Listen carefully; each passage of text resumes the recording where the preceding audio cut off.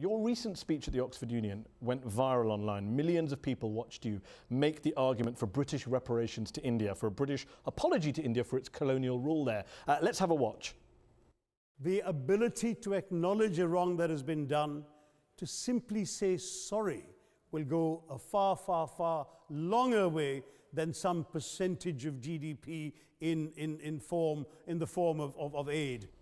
Powerful words there by you, which won the day in that debate. Don't you worry, though, that one day, in the years to come, an independent Kashmir may ask India for similar reparations and a similar apology based on the same line of argument you advanced there, based on the fact that the Indian government, the Indian armed forces, wreaked violence, havoc, destruction in Jammu and Kashmir in recent decades? I think purely on the specific economic argument that I've talked about, how the British depredations deprived India economically, I think you will find that the contribution of the rest of India to the state of Kashmir economically vastly, vastly outstrips anything else. So the economic argument for reparations would never apply.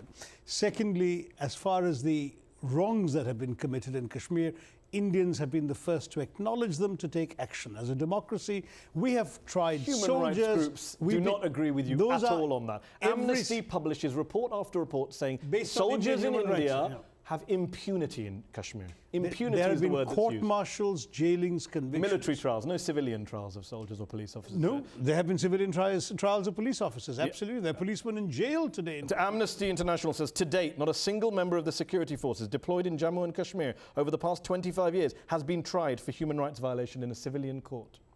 Well, there have been court-martials, but it depends on how they define security forces. The police, who are the Jammu and Kashmir police, when they've been guilty of atrocities, they have been tried. Well, how do we know about atrocities? More than 96% of all complaints brought against the army in Indian-administered Kashmir have been dismissed as false and baseless by the army. How convenient.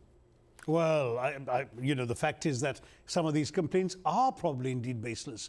But the fact is that those complaints that had a basis have been taken up and taken. So when people say there have been hundreds of cases of torture and deaths, thousands of cases of sexual assault, you're saying all of the soldiers and police officers involved in that have been prosecuted? Well, I don't know that they've all been prosecuted. They have been exemplary prosecuted. You were external affairs minister. But when you were in government, what did you do to hold Indian armed forces to account for the violence and chaos in Jammu and Kashmir? I have informally had contacts with the Home Ministry about some of the concerns that were brought to me by human rights groups that I've been in touch with.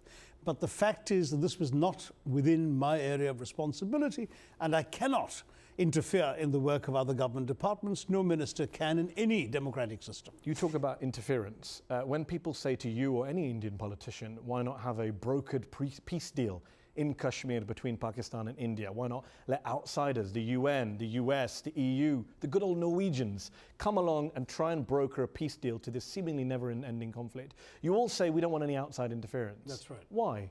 Well, first of all, I don't think we have any problem understanding each other, the Pakistanis and us. We don't need a third party. You seem to have a problem meeting each other.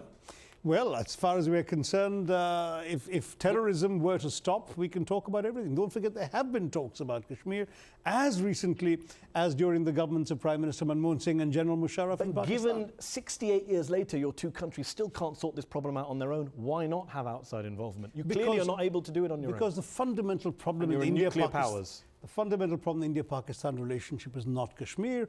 It is the nature of the Pakistani state. You think it's not Kashmir. Well, they say it is Kashmir. Well, so why should I do something I don't believe in? I'm telling you it's not Kashmir. I'm telling you it's got to do. So how does this end? How does this end, Shashi? It only ends when Pakistan stops being the kind of state it is, where the military, to justify its disproportionate share of its own country's assets, budget and GDP, foments hostility on both sides of its borders, both in India and in Afghanistan, to justify its disproportionate We just talked about the Indian Army's fomenting of hostilities. How many people, innocent people, have been killed in Kashmir and framed as militants? Unfortunately, these tragedies have occurred because the Indian security forces have been deployed to protect against terrorism and militancy coming from the Pakistani side. You know and I know, in the 1980s, you were a UN diplomat, you weren't an Indian politician, you knew very well that the reason the Indian armed forces went into Kashmir was because of fraud in elections, because of people objecting to rule from Delhi and about election results. It didn't start with terrorism. But the terrorism came very soon after those disputed elections. And when it came, the security forces come in. Look, these are young people who are fearing for their lives. But the rest of the world is seeing two nuclear powers on the brink. Shouldn't we all be worried? I hope not, because so far, despite so many flashpoints, it has never come to that. The Pakistanis seem to prefer a strategy, to use one of their own expressions, of bleeding India to death by 1,000 cuts. And India, in turn, has managed a strategy of resisting terror without resorting to war. But it has not been a happy situation, I think, for anyone involved. Many would say you've been bleeding Kashmir with more than cuts. I wouldn't say that, because I've been to Kashmir multiple times. I was married to a Kashmiri. My late wife was from a village which had been, in fact, attacked by terrorists. She lost her childhood home because of terrorist attacks. So there have been, the stories are far more complex than your questioning implies, Mehdi.